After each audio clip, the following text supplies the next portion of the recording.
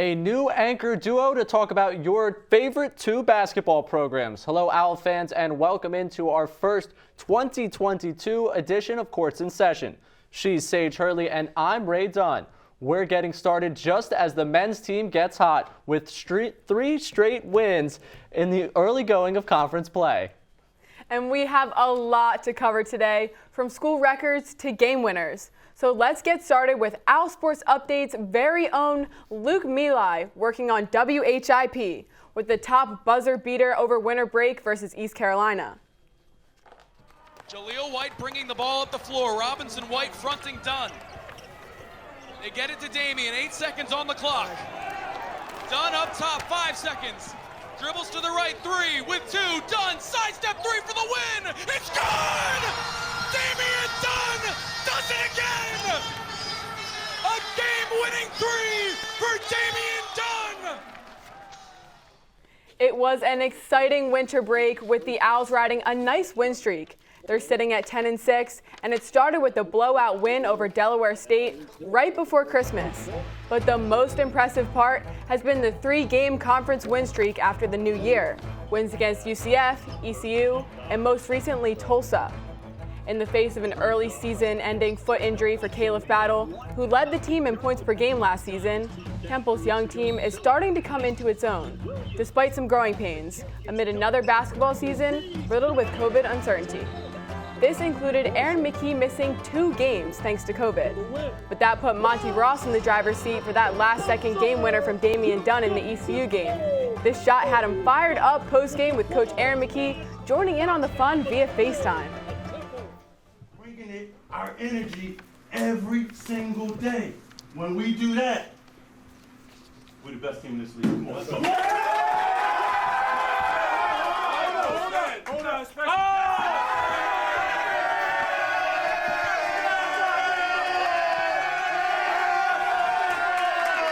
Great job, y'all. I'm proud of you guys, man. Way to go. Way to play. You ain't all in 03, 1, 2, 3, all in. On the women's side, COVID-19 has had its way with the Owls' schedule. 4 of the Owls' last 5 games have been postponed due to the virus, including a pair of Big 5 games and a pair of conference games.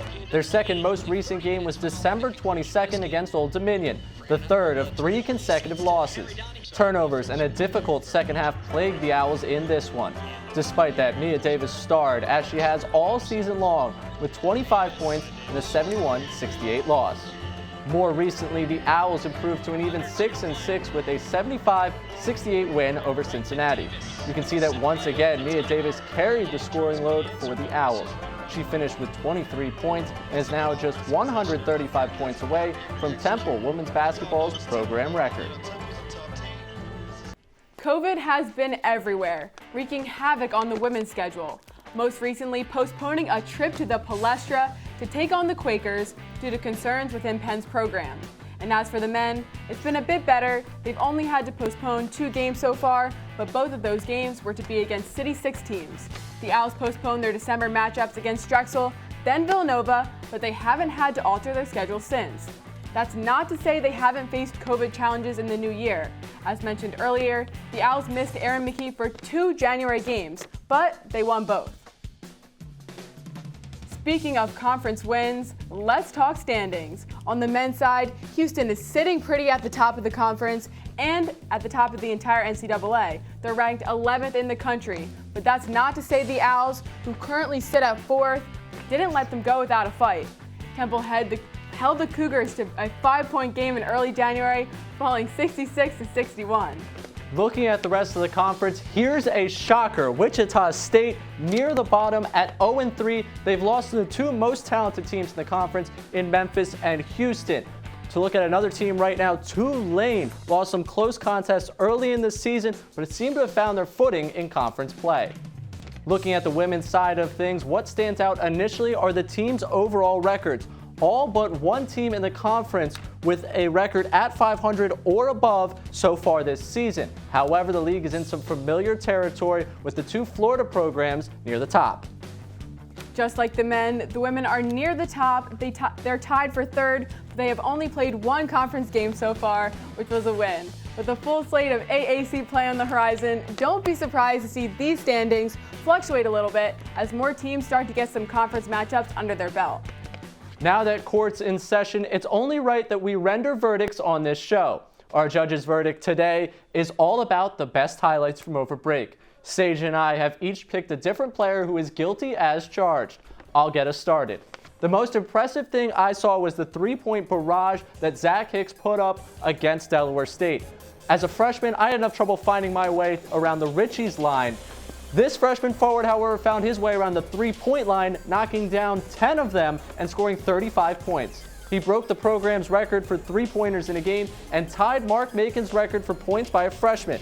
That's the Mark Macon, assistant to Aaron Mckee and Temple men's basketball all-time leading scorer. How can that not be the most impressive thing you saw over break? 35 points for a freshman is quite the feat, but I want to talk 33 points topped off by a buzzer beater to win a conference game. Yes, by now you should all know what I'm talking about. Damian Dunne's step back three to defeat ECU is one I won't soon forget. And in my book, it came at just the right time. The team is now on a 3-game winning streak heading into the heat of conference play. And a win like that not only creates momentum for the team, but I think it'll build some excitement for its fans. As students trickle back onto campus, after the holidays, I predict we'll start to see more seats fill up in the Liacouras Center as long as Damian Dunne and the rest of the team stays hot. We've talked a lot about Temple's 3-game win streak. Here's that win number 3 on Wednesday night at Tulsa. It was the Owls' first ever win on the road against the Golden Hurricane. Leading scorer Damian Dunne scoring on the break as the Owls impressed early. Leading 31-28 at half, Jaleel White opens the second half with an easy steal and score. Then we get to the real story of this game. He was feeling Jordangerous. Nick Jourdain finishes this one through contact. A career high for him with 23 points, just one game after he had a career high 16 this past weekend. The Owls finished out another close game, this time beating Tulsa 69-64. Shoot, like I said before, man, these coaches, my teammates, like everyone is constantly installing confidence in me. They're telling me I've been doing this from the summer. I put the work in, and I just need to put it into action. And that's all I've really been doing, because this is stuff I've been doing in practice, and they were just like, Nick, you're good. Like, just go out there and do it. I thought we did a pretty good job of moving the ball and collapsing their defense in the first half. We got away from it. We got a lead. We got comfortable, and then we just start trying to, beat them with one shot, with 1-3. So we were fortunate down the stretch to be able to make our free throws, and that helped us, win this game. In his first game back, Aaron Mckee is making a key point about his team's offense. They talk a lot about not having the ball stick, and it nearly cost them in the second half, but alas, it becomes a lesson in a win. Well, by the way that Jourdain was speaking, it's easy to tell that his teammates are confident in his abilities, but unsurprisingly, so is his mom, whose birthday happened to fall on the date of the Tulsa game. She told him all she wanted for her birthday was for her son to break his career high in points, and with that 23, her wish came true, and the Temple win was the icing on that birthday cake. Before we talk to you again, the women's team will play a pair of AAC matchups. On Saturday at McGonigal Hall, the Owls will play host to a Houston team that has won 6 of its last 7 and is second best in the conference at shooting the 3-ball. After that, it's a trip to Greenville, North Carolina for ECU on the following Wednesday.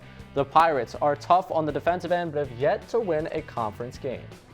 As the White Stripes and my former co-anchor Josh Safran once said, a 7-nation army couldn't hold me back because the Owls are going to Wichita State. But let's not get ahead of ourselves. The men have almost a full week before they take on the Shockers on the 19th, so stay tuned. From the games coming up to the shows that will be covering those games, our next show is next Friday, January 21st, and then our full slate of coverage this spring semester kicks into gear. Our sports brief will appear on social media at Owl Sports Update on Mondays starting the 24th. So will Owl Access Pass, anchored by Lindsay Moppert, starting on Tuesday, January 25th. Then it's our flagship Owl Sports Update getting underway on January 27th, live at noon with an anchor I know you, Sage, are quite familiar with. Your old co-anchor Josh Safran takes the desk with Luke Milai on TUTV. And then we are always here on Friday, and I know that sounds like a lot, and that's because we have a lot of Temple sports to catch you up on. In the meantime, head over to @OwlSportsUpdate on social media for your Temple sports coverage. By this time next week, I hope I'll have found my gavel, but until then, you can consider this court adjourned. That's all the time we have for this show. For Sage Hurley, I'm Ray Dunne. We'll talk to you next time that Court's in session.